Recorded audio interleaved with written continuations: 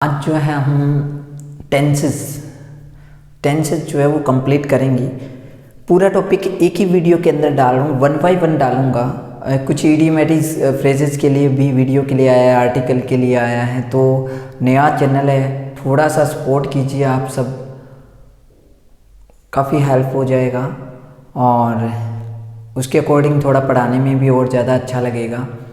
किसी भी तरीके से कुछ इसका जो सिस्टम जो है वो सेट करने में टाइम लगा है और हमारी कोशिश रहेगी कि आपको पूरा कंटेंट दिया जाए और जो प्रत्येक टॉपिक है उसके ऊपर आगे की टेंसेस के ऊपर अगर मैंने टेंसेस जो है वो अपना जितना करवाए प्रैक्टिस करवाए उतना ज़्यादा बेटर है। लेकिन कुछ एक मैं बहुत ज़्यादा इम्पोर्टेंट फैक्ट की ज़्यादा बात करता हूँ, कौन सी चीज़ ज़्यादा हमें फोकस ऑन करनी चाहिए टेंसेस पे।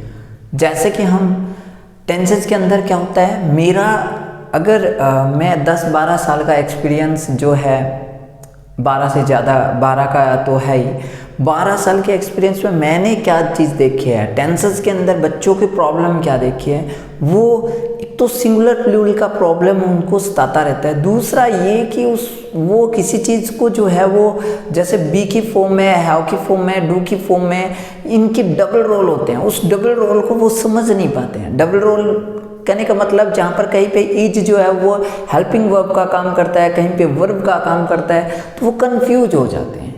बच्चे याद करते हैं कि इज एम आर जो है वो कॉन्टिन्यूज में आता है।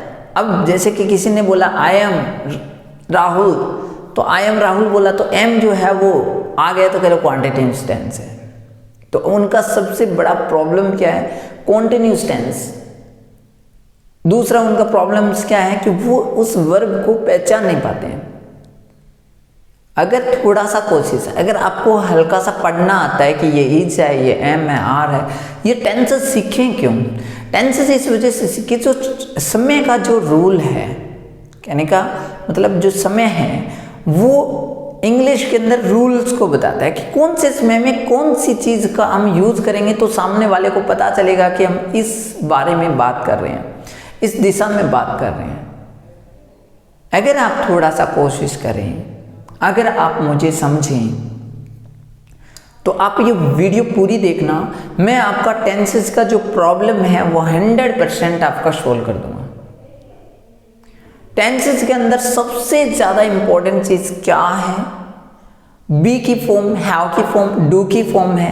ये फॉर्म क्या है, फॉर्म का मतलब उसका रूप होता है। वर्ब क्या है, ये भी इंपॉर्टेंट है। वर्ब एक एक्शन है जो आप करते हो, उठना, बैठना, रोना, धोना, खाना पीना, जाना, ये सारे आपके वर्ब जो है। हिंदी में मैंने बोला है, आप इंग्लिश में जैसे प्ले है, वेकअप, गेट अप, ठीक है, लिसन है, गो है, कम है, ये सारे आपके क्या है, वर्ब है। सर हमें पता कैसे चलेगा कि ये वर्ब है? ये धीरे धीरे जाके मैं उन स्टूडेंट्स के बारे में बात करूँ उनको बहुत ज़्यादा प्रॉब्लम है। मैं ऐसे कहता हूँ कि ये जो वीडियो है, अभी थोड़ा सा मैं कोशिश कर रहा हूँ इस वीडियो को जैसे आगे बताने की, तो मैं इसके अंदर जितना भी आपको बताऊँ, जितना भी मैं आपको बताऊँ, तो आप इसको थोड़ा सा ध्यान से सुनना, कोशिश करना आप कि आपको कुछ समझ में आएगा। आपने अगर इस इरादे से वीडियो देखना स्टार्ट किया है कि हाँ हमें समझ में आएगा, तो समझ में आएगा। मैं कुछ चीज़ें जो आपको बता रहा हूँ वो आप नोट करना, और नोट करने के बाद वो याद होनी चाहिए आपको। वो याद करके फिर आगे बढ़ो आप वीडियो में। ज़्यादा लंबी वीडियो नहीं बनाऊंगा, कम समय में ज़्यादा चीज़ें बता दूंगा। और बस बताना शुरू करते वक्त आप इधर उधर डाइवर्ट मत कीजिए अपने माइंड को, ठीक है। एक वीडियो देखिए आप, टेंसेस का प्रॉब्लम इसमें सोल्व करके आगे वाले जो पैसिव वॉइस है, डायरेक्ट इनडायरेक्ट किया, बेसिक चीज़ों की जो भी है, आपके आर्टिकल किया, आपकी फिल इन द ब्लैंक्स में आपकी जो प्रॉब्लम है, एडजेक्टिव एडवर्ब में आपकी प्रॉब्लम है, सारे 1 बाय 1 सॉल्व करूंगा। लेकिन सबसे इंपॉर्टेंट मैं ये मानता हूँ, ये टेंसेस वाला जो है ना, आपका जो टेंशन है ये दूर कर लीजिए। चलिए देखते हैं। मैं सबसे पहले आपको बता देता हूँ, ये जो वर्ब है जो है, वर्ब में हमें क्या क्या चीज़ ध्यान रखनी है। वर्ब का मतलब होता है क्रिया, एक्शन, क्रिया जिसको कहते हैं, आप जो काम करते हैं। आप एक बात ध्यान से दीजिए, वर्ब का जो फर्स्ट फॉर्म है वो जैसे मान लेते हैं कि ये गो है, सेकंड फॉर्म है वेंट है, थर्ड फॉर्म है वो गोन है। एक प्रॉब्लम वाली वर्ब और है वांट। वांट का मतलब क्या होता है? चाहना। तो कुछ बच्चे क्या सोचते हैं, ये जो वांट आता है तो इसको वेंट समझ लेते हैं, उसको सेकंड फॉर्म समझ लेते हैं। ऐसा गलती आपको नहीं करना है। वांट है और उसके बाद सेकंड क्या हो जाएगा इसका? वांटेड। थर्ड हो जाएगा वांटेड। ये दोनों सेम होता है तो मैं आपको बता देता हूं, ये जो थर्ड फॉर्म होती है उसके साथ पक्का आपको हेल्पिंग वर्ब लगेगा। और जब किसी सेंटेंस में इसको यूज करेंगे तो इससे पहले पक्का हेल्पिंग वर्ब लगेगा, ये आपको ध्यान में रखना है। दूसरा आपका जो सेकंड फॉर्म है वो अकेला ही आएगा, ये कभी भी किसी हेल्पिंग वर्ब के साथ नहीं आएगा, कभी भी किसी हेल्पिंग वर्ब के साथ नहीं आएगा। फिर आता है आपका फर्स्ट फॉर्म जो होता है। फर्स्ट फॉर्म के हमेशा दो रूप होता है, एक ये खुद जो दिया हुआ है ये प्लूरल फॉर्म है। क्या बोला मैंने? प्लूरल फॉर्म है, इसको प्लूरल कहते हैं। क्या कहते हैं? प्लूरल कहते हैं। प्लूरल, इसको प्लूरल कहते हैं और इसका सिंगुलर हमें बनाना पड़ता है। ये चीज आप दिमाग में रखोगे, इसको सिंगुलर बनाना पड़ता है। क्या बोला मैंने? इसको सिंगुलर बनाना पड़ता है। इसको सिंगुलर बना देता हूं। गो का क्या बना हुआ? गोज। वांट का क्या बना हुआ? वांट्स। क्या क्लियर? आपको समझ में आ गया मैंने क्या बताया? बिल्कुल।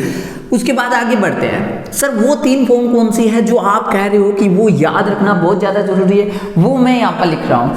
कौन सी फॉर्म है? पहली है बी की फॉर्म। बी की सेकंड फॉर्म होती है वर, थर्ड फॉर्म होती है बीन। अच्छा सर ये याद रखने हैं? हाँ बिल्कुल ये याद रखने हैं। इसके तीन छोटे छोटे बच्चे ये भी फर्स्ट फॉर्म में आते हैं, इज एम आर। सर इनको बच्चे क्यों बोल रहे हो? ताकि आपको याद हो जाए। Is am are, is am are यानी कि ये आपकी वर्ब की फर्स्ट फॉर्म है, फर्स्ट फॉर्म। और इसके सेकंड फॉर्म में वर्ब का भी इसका सिंगुलर होता है, वोज। अच्छा सर इसका ही होता है, इनका भी सिंगुलर होता होगा? नहीं, बाकी किसी का नहीं होता। एकमात्र बी की फॉर्म ऐसी है जिसका वर्ब का सिंगुलर होता है, वोज। एकमात्र ऐसी वर्ब है, इसी वजह से तो ये दिमाग खराब करती है। अब ये दिमाग खराब नहीं करेगी, आपको पता चल गया। उसके बाद देखिए बी के बाद आपका यहाँ पर आया है, आपका क्या आया है? दूसरी बात हैव। हैव की फॉर्म सेकंड फॉर्म क्या होगी? हैड। थर्ड फॉर्म क्या होगी? हैड। आपका ये हैव है, इसका भी सिंगुलर होगा। बिल्कुल फर्स्ट फॉर्म का हमेशा सिंगुलर फॉर्म होता ही होता है। ये रहा हैज। सर ये हमेशा इसके साथ आपने क्या लिखा? अस लिखा, इसके साथ भी अस लिखा, इसके साथ भी अस लिखा। हाँ बिल्कुल, वर्ब में जिसके साथ अस लगा हुआ है वो ही सिंगुलर है। वर्ब में जिसके साथ अस लगा हुआ है वो ही सिंगुलर है। नाउन में ऐसा नहीं होता। नाउन क्या होता है सर? किसी का नाम है, ठीक है। जैसे ये पेन है, पेन का मैंने पेन्स कर दिया तो क्या हो जाएगा? प्लूरल हो जाएगा। पेन क्या है सर? सिंगुलर है। पेन क्या है? सिंगुलर है। इस बात को दोबारा से बैक करके बार बार देख लेना। पेन सिंगुलर है, पेन्स प्लूरल है। और वर्ब में क्या है? देखो वर्ब में क्या है? गो प्लूरल है, गोज सिंगुलर है। वांट प्लूरल है, वांट सिंगुलर है, ठीक है। इसमें इज क्या है आपका? सिंगुलर। एस वाला है ना। आर क्या है? प्लूरल। तो सर बी क्या है? बी कॉमन है, ये एक्चुअल में अकेला नहीं आता वर्ब के रूप में। तो सर ये मॉडल के साथ आता है, ठीक है। ये किसके साथ आता है? मॉडल के साथ आता है, ठीक है। अच्छा ठीक है सर, थोड़ा बहुत समझ में आया होगा। आगे देखिए, आपको सारी कहानी समझ में आती है कि मैं सेंटेंस में यूज करके भी आपको बताऊंगा। उसके बाद आता है आपका डू। क्या आता है? डू। डू आता है। डू यहाँ पे आ गया डू, और सेकंड फॉर्म होगा इसका डिड, थर्ड फॉर्म होगा इसका डन। आपको पता है डू का सिंगुलर क्या होगा? डच। आप मुझे कमेंट करके जरूर बताओगे कि आपको टेंसेस में कहीं पे कोई प्रॉब्लम नहीं है क्या, ठीक है। या मेरी वीडियो को देखने के बाद आपको कुछ कहानी समझ में आई है तो प्लीज़ आप कमेंट करके मेरे को जरूर बताना। थोड़ा बताते रहोगे तो मुझे थोड़ा अच्छा लगेगा कि हाँ आपको ये चीज़ें आज क्लियर हुई है। तो मैंने ये चीज़ क्यों बताई है, मैं आपको एक चीज़ और बताता हूँ। इसमें खास बात, आपने वर्ब का नाम सुना होगा कि सिर्फ ये वर्ब होती है, वर्ब होती है। वर्ब भी आपके इस साइड भी मैंने यहाँ पर तीन फॉर्म बताई, first form, second form, third form. इसके अलावा मैं एक चीज़ और भी क्लियर कर देता हूँ आपको। ये जो फर्स्ट फॉर्म होती है इसको हम प्रेजेंट फॉर्म बोलते हैं। क्या बोलते हैं? Present form. सर ये पता है, थोड़ा बहुत इसके बारे में पता है, लेकिन फिर भी है ना आप इसका कई बार यूज नहीं कर पाते हैं। देखो अगर इसको मैं प्रेजेंट फॉर्म बोलता हूं तो जैसे ये पहले जो प्रेजेंट फॉर्म है किसी टेंस में जाएगी, किसी सेंटेंस में मैं लिखूं तो वो कौन सा टेंस होगा? प्रेजेंट टेंस ही होगा ना। इसी वजह से वो प्रेजेंट टेंस होता है। कई बार आप हैज वाले को पास्ट परफेक्ट पूछा तो आपने हैज बता दिया, ठीक है सर ऐसा क्यों? हम हैज हैव क्यों बताएंगे? जब आपको पता नहीं होता है, जब हैज हैव वाला कौन सा होगा? प्रेजेंट ही होगा। इज हमारा है प्रेजेंट होगा, वांट आएगा प्रेजेंट होगा, गो आएगा प्रेजेंट होगा, गोज आएगा प्रेजेंट होगा, वांट्स आएगा प्रेजेंट होगा, डू डज आएगा प्रेजेंट होगा। अरे भाई प्रेजेंट टेंस होगा। सर प्रेजेंट में कौन सा होगा? पहले तो हम सिंपल बोलेंगे, बाकी का नहीं बाद की। अच्छा ठीक है। सर इसका भी नाम होगा, इसका नाम है बिल्कुल, इसको पास्ट फॉर्म बोलते हैं। ये आपको दो नाम याद रखना है, present form, past form. Sir ये वाले इसको पास्ट पार्टिसिपल बोलते हैं, इसको याद रखने की जरूरत नहीं। Past participle, participle, past participle, इसको याद रखने की जरूरत नहीं है। +2 वाले स्टूडेंट्स के लिए आता है, पास्ट पार्टिसिपल आता है, उसके प्रेजेंट पार्टिसिपल भी आता है। सो प्रेजेंट पार्टिसिपल क्या होता है? इस ये जो गो है, वांट है, बी है, ये जो फर्स्ट फॉर्म होती है उसके साथ आईएनजी लग जाना ही प्रेजेंट पार्टिसिपल कहलाता है। ठीक है, +2 कैसा आता है? अच्छा, यानी 12th क्लास के स्टूडेंट्स के लिए। फिर से देखिए आप, फिर से देखिए, मैं यहाँ पर नॉलेज की बात ज़्यादा कर रहा हूँ, बहुत ज़्यादा धीरे भी नहीं चल रहा, लेकिन समझाते हुए चल रहा हूँ। अगर समझ में नहीं आया तो बैक करके देखो। मैं ऐसे कहता हूँ कि इसका इतना डीपली नॉलेज हो जाएगा आपको, फिर आपको बिल्कुल भी कोई दूसरी वीडियो वगैरह क्या, आपको कुछ भी देखने की जरूरत नहीं है। फिर और आपका पॉइंट क्लियर होने के बाद आपको कुछ भी देखने की जरूरत नहीं है। ठीक है, ये आपका प्रेजेंट है, ये आपका पास्ट है, ये आपका पास्ट पार्टिसिपल है, ये फॉर्म हो गया। सर और क्या बता रहे थे यहाँ पर आप? और मैं ये बता रहा था यहाँ पर वर्ब के साथ, ये वर्ब जो होती है इनका भी आपका, जैसे कि ये वर्ब है, एक हेल्पिंग वर्ब आपकी और होती है, एक होती है मैन वर्ब आपकी होती है। सर ये man verb, helping verb, man verb तो यही फॉर्म होती है मैन वर्ब। हेल्पिंग वर्ब क्या आपकी होती है? हेल्पिंग वर्ब मैं कहता हूँ 24 होती है। सर 24 आप कहते हो 24 होते हैं? हाँ बिल्कुल 24 होती है। 24 हेल्पिंग वर्ब में आपका 13 मॉडल होता है, 11 टेंस हेल्पिंग वर्ब होती है, 13 क्या होता है? मॉडल होता है। 13 आपके क्या होते हैं? मॉडल, और 11 आपकी क्या होती है? टेंस हेल्पिंग वर्ब होती है। क्या क्लियर समझ में आई? टेंस हेल्पिंग वर्ब होती है। अच्छा सर, अब एक बात ध्यान से सुनिए, ये आपकी 24 होती है, 13 आपके मॉडल होते हैं। मॉडल आपको पता होना चाहिए क्या होते हैं मॉडल, कौन से होते हैं मॉडल्स, में आपको बता देता हूँ। कैन, कुड, ठीक है, shall, should, will, would, may, might, must, ought to, used to, dare not, need not, ये आपके 13 क्या होते हैं? मॉडल होते हैं। ये आपके क्या होते हैं? 13 क्या होते हैं? मॉडल होते हैं। और आप देखिए मैं ये जो यहाँ पर जो आपका टेंस हेल्पिंग वर्ब बोला है, इन्हीं का सबसे इंपॉर्टेंट रोल होता है। टेंस हेल्पिंग वर्ब मैंने इनको बोला है। टेंस हेल्पिंग वर्ब आपकी कौन सी होती है? आप ध्यान से देखिए, is, am, are tense helping verb है। वोज वर ये दोनों, वोज वर ये टेंस हेल्पिंग वर्ब है। हैज, हैव ये आपकी टेंस हेल्पिंग वर्ब है। डू, डज, डिड ये आपकी टेंस हेल्पिंग वर्ब है। सर आपने तो ये वर्ब में से बता दी, इसी वजह से तो कह रहा हूं कि इनके डबल रोल होते हैं, ये उधर भी होती है इधर भी होती है। सर पता कैसे चलेगा? यही खास बात बतानी है, यही खास बात बतानी है आपको कि ये जो इजेमार है ये यहाँ पर वर्ब है, और कई बार ये हेल्पिंग वर्ब भी बन जाता है। सर ऐसा कब होगा? जब ये हेल्पिंग वर्ब के रूप में होंगे वोज, वर और इजेमार और हैज, हैव और डू, डज और डिड। जब ये हेल्पिंग वर्ब के रूप में किसी सेंटेंस में, किसी वाक्य में होंगे, तो आपको इसके बाद एक वर्ब और मिलेगी, मैन वर्ब एक और मिलेगी, तभी एक मैन वर्ब और मिलेगी तो ये हेल्पिंग वर्ब हो जाएंगे। अगर मैन वर्ब आगे नहीं मिलती है तो ये मैन वर्ब आगे नहीं मिलती है तो ये क्या हो जाएंगे? खुद ही मैन वर्ब हो जाएंगे, क्योंकि एक सेंटेंस में एक मैन वर्ब होना बहुत ज्यादा जरूरी है।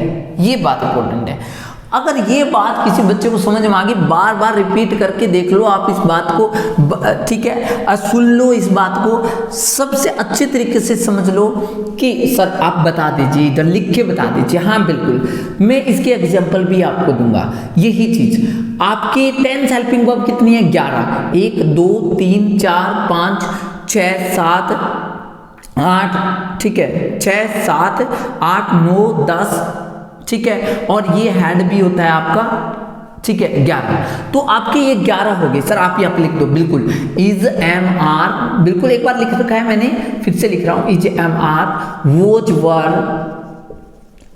Has, have, had, has, have, had और डू, डज, डिड। बिल्कुल यही, डू, डज, डिड, बिल्कुल यही।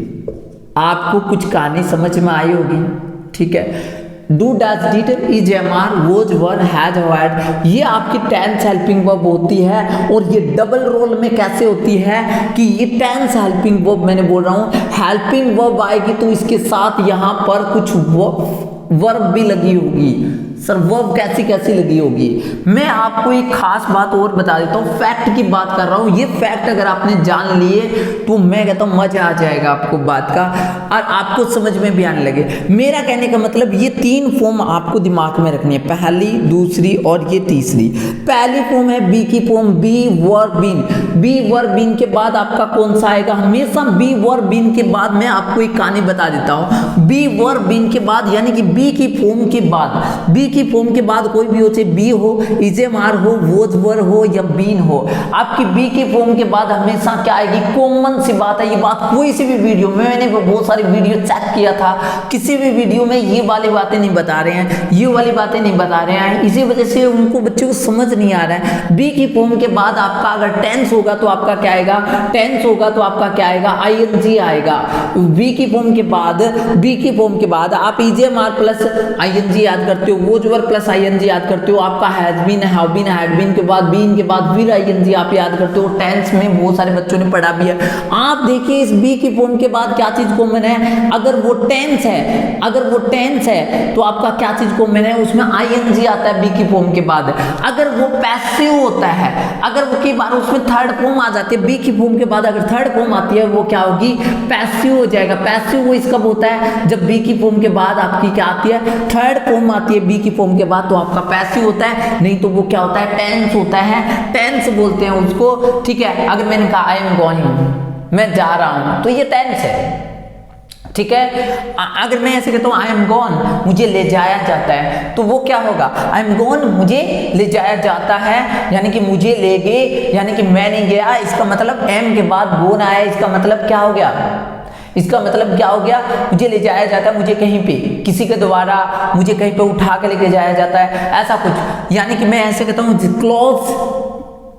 क्लॉथ्स आर वॉश्ड, कपड़े धोए जाते हैं, तो क्लॉथ्स आर वॉश्ड, कपड़े धोए जाते हैं, तो आर के बाद क्या आया, थर्ड फॉर्म आया, तो ये क्या है, पैसिव हो गया। अगर बी की फॉर्म के बाद अगर आपका थर्ड फॉर्म आता है तो वो पैसिव होगा, अगर बी की फॉर्म के बाद आईएनजी आता है तो वो टेंस होगा। ये बात बहुत ज्यादा इंपॉर्टेंट है। अच्छा सर, दूसरा फैक्ट क्या है, हैज और हैड के बाद, हैज और हैड की फॉर्म के बाद हमेशा अगर ये हेल्पिंग वर्ब के रूप में आएंगे, ये भी हेल्पिंग वर्ब का बताया, अगर ये हेल्पिंग वर्ब के रूप में आते हैं तो उसके बाद आईएनजी आता है या थर्ड आता है। अगर ये हेल्पिंग वर्ब के रूप में आता है हैज और हैड, तो उसके बाद हमेशा वर्ब की थर्ड फॉर्म लगी होगी, उसके बाद हमेशा थर्ड फॉर्म लगी होगी इसके बाद। ठीक है सर, ये पैसिव में थर्ड फॉर्म नहीं होगी, बिल्कुल होगी, पैसिव में भी थर्ड फॉर्म होती है, लेकिन पैसिव में खास बात ये होती है कि इसके साथ बीन लगा के फिर थर्ड फॉर्म लगाया जाता है, बीन लगा के फिर वर्ब की थर्ड फॉर्म लगाया जाता है। मैं आपको एक कॉमन बात पैसिव वॉइस के बारे में एक फैक्ट बता देता हूँ आज ही। पैसिव वॉइस का इंपॉर्टेंट फैक्ट क्या होता है, पैसिव वॉइस का इंपॉर्टेंट फैक्ट क्या होता है कि बी की फॉर्म के बाद ही, पैसिव में कोई सा भी पैसिव बनाया हुआ देख लेना, बी की फॉर्म के बाद ही आपका थर्ड फॉर्म आएगा। ये बात किसी भी वीडियो में नहीं बताई हुई है, सारी वीडियो चेक करके देखिए, बी की फॉर्म के बाद ही आपका थर्ड फॉर्म आएगा, कोई भी पैसिव बना के देख लो।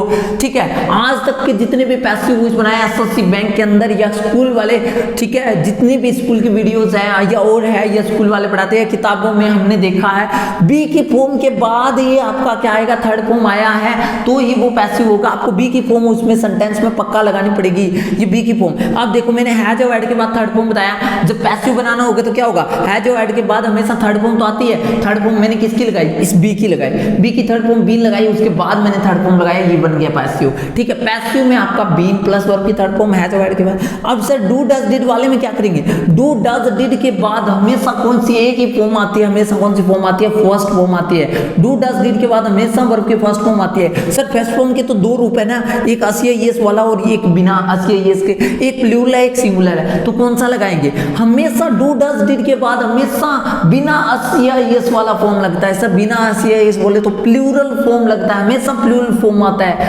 फर्स्ट फॉर्म आता है। सर कुछ ज्यादा समझ में नहीं आया, ज्यादा समझ बार बार देखोगे सब कुछ समझ में आ जाएगा। ये मैंने फैक्ट की बातें की है। अब मैं आपको 2-4 सेंटेंस इसके अंदर और बता देता हूँ, आपके सारे मैंने टेंस क्लियर कर दिए हैं, सारे टेंस क्लियर कर दिए हैं, लेकिन आपको पता कैसे चला, अभी प्रूव करके दिखाता हूँ। सर टेंस की तो आपने बात नहीं, वो कॉन्टिन्यूस वगैरह कुछ बताया नहीं, हाँ नहीं बताया तो भी क्लियर हो गए।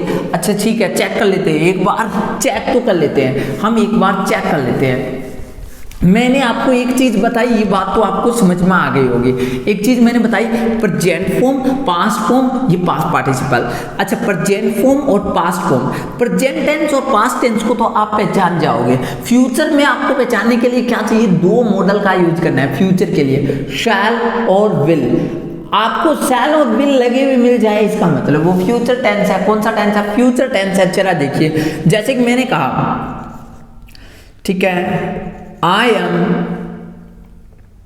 am a teacher, मैंने बोला मैं कोई टीचर हूं, ठीक है, मैंने बोला I am a teacher, ठीक है, I am a teacher। तो एक बात ध्यान से सुनिए, यहाँ पर ये सब्जेक्ट है, ये इडियम आ रहा है, ये कौन सी फॉर्म है, सर प्रेजेंट फॉर्म बताइए ना, बी की फॉर्म बताइए ना, प्रेजेंट, और इसके बाद आईएनजी है, नहीं है। मैं आपको बता रहा हूँ कि अगर किसी सेंटेंस में आईएनजी आपका हेल्पिंग वर्ब के बाद आता है तो वो कौन सा टेंस होगा, कॉन्टिन्यूस टेंस होगा, कॉन्टिन्यूस टेंस होगा। अच्छा हाँ बिल्कुल, आईएनजी आ रहा है उसमें और हेल्पिंग वर्ब के बाद आ रहा है तो आपका क्या आएगा, कॉन्टिन्यूस होगा। अच्छा, वर्ब की थर्ड फॉर्म आ रही है किसी हेल्पिंग वर्ब के बाद, किसी हेल्पिंग वर्ब मत बोले तो हैज और हैड के बाद, हैज हैव हैड के बाद अगर आपकी, और मैंने बताया हैज और हैड के बाद आपकी थर्ड फॉर्म आएगी, मैंने बताया अभी 2 मिनट पहले। और अगर हैज और हैड के बाद थर्ड फॉर्म आ रही है तो वो कौन सा टेंस होगा, परफेक्ट टेंस होगा। अच्छा सर ये भी कॉमन बात होगी, बिल्कुल बिल्कुल परफेक्ट टेंस होगा। सर सेकंड फॉर्म आएगी तो क्या हो जाएगा, सेकंड फॉर्म सिर्फ पास्ट फॉर्म में है, पास्ट, ये कौन सेकंड फॉर्म क्या बोलते हैं, पास्ट फॉर्म बोलते हैं। पास्ट फॉर्म अभी पीछे बताया था, सेकंड फॉर्म को हम क्या बोलते हैं, ये देखो सेकंड फॉर्म है, इसको पास्ट फॉर्म बोलते हैं, अभी बताया था, ठीक है। तो सेकंड फॉर्म को पास्ट बोलेंगे तो पास्ट सिंपल हो जाएगा, बिल्कुल पास्ट सिंपल हो जाएगा। सर कॉन्टिन्यूस क्यों नहीं होगा, क्योंकि मैंने अभी बताया कि कॉन्टिन्यूस तब होगा जब आपका आईएनजी आएगा, आईएनजी तो आया नहीं ना, इसी वजह से ये कौन सा हो गया, पास्ट सिंपल हो गया। सर फर्स्ट फॉर्म आएगा तो फर्स्ट फॉर्म तो मैंने अलग अलग बताया ना, फर्स्ट फॉर्म होगा, फर्स्ट फॉर्म किस में आता है, प्रेजेंट, तो ये प्रेजेंट होगा, प्रेजेंट, ये प्रेजेंट होगा। सर शैल या विल के बाद अगर फर्स्ट फॉर्म आएगी तो बिल्कुल शैल या विल हो, चाहे कोई सा भी मॉडल हो, हमेशा वर्ब की कौन सी फॉर्म आती है, फर्स्ट फॉर्म आती है। कोई सा भी मॉडल ले लो, हमेशा कौन सी फॉर्म आती है, हमेशा फर्स्ट फॉर्म आती है मॉडल के बाद। सर ये तो बहुत सारे फैक्ट हो गए। हाँ 1-2 बार इस वीडियो को देख लो, आपके दिमाग में इतना सारा क्लिक हो जाएगा कि आप गलत ऑप्शन करेंगे ही नहीं। अच्छा सर अब बताइए इसमें क्या होगा, I am a teacher, I am a teacher में ये आपका क्या होगा, ये आपका सब्जेक्ट है एम, इज एम आर के बाद अगर आईएनजी आता तो मैं कॉन्टिन्यूस बोलता, नहीं तो ये क्या है, प्रेजेंट फॉर्म है, बी की फॉर्म है, पहली फॉर्म है एम, एम आपका प्रेजेंट यानी प्रेजेंट सिंपल हो गया। अच्छा सर दूसरा सेंटेंस बताइए, I am going to Delhi, I am going, आपने देखा कि बी की फॉर्म के बाद आपका क्या आ गया, आईएनजी, बी की फॉर्म के बाद आईएनजी आएगा, बी की कौन सी फॉर्म है, फर्स्ट फॉर्म में, प्रेजेंट टेंस हो गया प्रेजेंट, और आईएनजी भी आया तो कॉन्टिन्यूस, प्रेजेंट कॉन्टिन्यूस टेंस हो गया। बताइए क्या प्रेजेंट कॉन्टिन्यूस समझ में आ गया, बिल्कुल आ गया। उसके बाद देखिए मैंने कहा ही वॉज देयर, वह वहां था, वह वहां था, तो यहां पर ये कौन सी फॉर्म है, ये बी की सेकंड फॉर्म है। कौन सी फॉर्म है, बी की सेकंड फॉर्म को क्या बोलते हैं, पास्ट बोलते हैं, तो ये पास्ट हो गया। पास्ट क्या, बी की फॉर्म के बाद आईएनजी आया तो कंटिन्यूस हो जाता, आईएनजी आया नहीं है तो कौन सा, पास्ट सिंपल हो गया, बिल्कुल पास्ट सिंपल हो गया। अच्छा सर पास्ट सिंपल वो जब आता है तो कंटिन्यूस होता है, कंटिन्यूस कब होगा, जैसे कि he was watching TV, he was watching TV. Sir ये कौन सा टेंस है, देखो वॉज वर्ब के बाद कौन सा टेंस, आईएनजी, वॉज वर्ब के बाद आईएनजी आ गया, ये बी की कौन सी फॉर्म है, सेकंड फॉर्म को क्या बोलते हैं, पास्ट के साथ आईएनजी लगा हुआ है, पास्ट कंटिन्यूस, बिल्कुल क्लियर हो गया। सर ये भी क्लियर हो गया। अच्छा सर और बताइए, अभी ये बताता हूँ, आई हैव ए पेन, ये कौन सा टेंस है, सर ये तो प्रेजेंट परफेक्ट में आता है जो, और ये प्रेजेंट परफेक्ट में क्या बोला, हैज ऐड के बाद थर्ड फॉर्म आएगी, उसी को परफेक्ट बोलेंगे, नहीं तो परफेक्ट बोलेंगे नहीं। तो सर ये कौन सा हो जाएगा, ये कौन सी फॉर्म है, सर ये तो हैव की प्रेजेंट फॉर्म में, प्रेजेंट फॉर्म मतलब फर्स्ट फॉर्म में, हैव हैड होता है, हैव का मतलब रखना होता है, पास में होना होता है। आई हैव ए पेन, मेरे पास एक पेन है, तो ये कौन सा फॉर्म है, ये आपका कौन सा फॉर्म है, ये आपका फर्स्ट फॉर्म है। फर्स्ट फॉर्म को हम प्रेजेंट फॉर्म बोलते हैं। कौन सा फॉर्म बोलते हैं? Present form. तो इसको कौन सा बोलेंगे? Present simple. सर एक ऐसा और होता है ना sentence, I have done my work, done my work. आप बताइए आप कौन सा टेंस है ये? I have done my work. Have क्या है आपका? हैव आपका क्या है? हैव आपका प्रेजेंट फॉर्म है। प्रेजेंट फॉर्म सर ये हेल्पिंग वर्ब नहीं है कि? बिल्कुल हेल्पिंग वर्ब है। एक उसके बाद वर्ब होनी चाहिए, बिल्कुल वर्ब है, तो ये हेल्पिंग वर्ब है। अच्छा सर ये बात है, बिल्कुल। हैव आपका आ गया तो कौन सा फॉर्म हो गया? ये हैव आपका कौन सा फॉर्म हो गया?